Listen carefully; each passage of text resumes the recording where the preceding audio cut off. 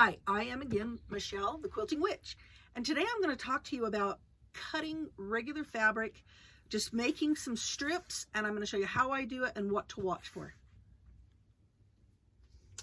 Okay, so I've picked out a piece of just a light cream colored fabric, and the first thing I'm going to do is square it up. And I've got to watch my line here, that it matches up with my fold, and that I'm cutting something off on this other end so that it stays square. All right, so at this point in time, you would flip your fabric around so you could cut it with this ruler, the measurement you need. But I do something a little different. I usually cut a lot, and so for me to be flipping it back and forth gets to be a bit of a challenge. So I'm going to bring in a second ruler, and these are creative grid rulers that I really like because they have these little, it's a little grooved, not grooved, a little sandpapery, but they're not really sandpapery. They're just a little rougher.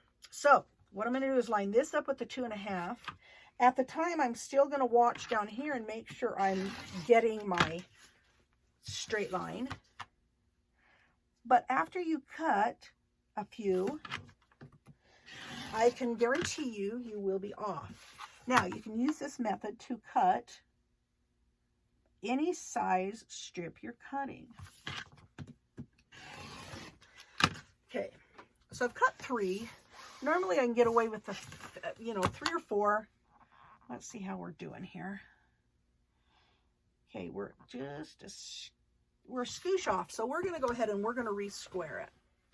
So what I'm going to do then is put my ruler back up here, line it up with my line down here on the fold line, and I'm going to cut. Now, and it's a good thing I did because down here I got real skinny. So that helps you. So you always want to re-square your fabric after a couple of cuts. And depending on how good you are at cutting, you can do 3 or 4 or 5 even before you have to re-square. Sometimes you're only going to get away with 1 or 2. It kind of depends on your fabric. One of the things I learned years ago that I'm going to give you a comparison is an airline pilot.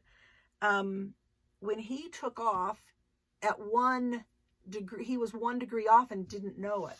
So anyway, they take off, they put all their parameters into the airplane, they take off, and he's watching that, and all of a sudden this mountain, he hits a mountain because he was 1 degree off when he started, but after he'd gone a couple hundred miles, he was farther off. So the further you go, the more you're going to be off. Now, this is a project that I'm working on, and it's a star quilt. Now this star quilt is a messy star quilt, a scrappy star quilt. It's done in batiks, but this is the one that if you do not keep this cut on the 45-degree angle, you are not going to keep it square. There's just no way.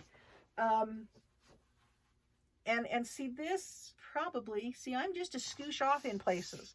It's something I can work with and I know, but when you're cutting these off of the strips before they go into this big piece, we need to show that to you one day, how that actually works. Because when I'm doing 45-degree angles, I will only cut 2 strips and then I re-square. And it's just better off to do that way.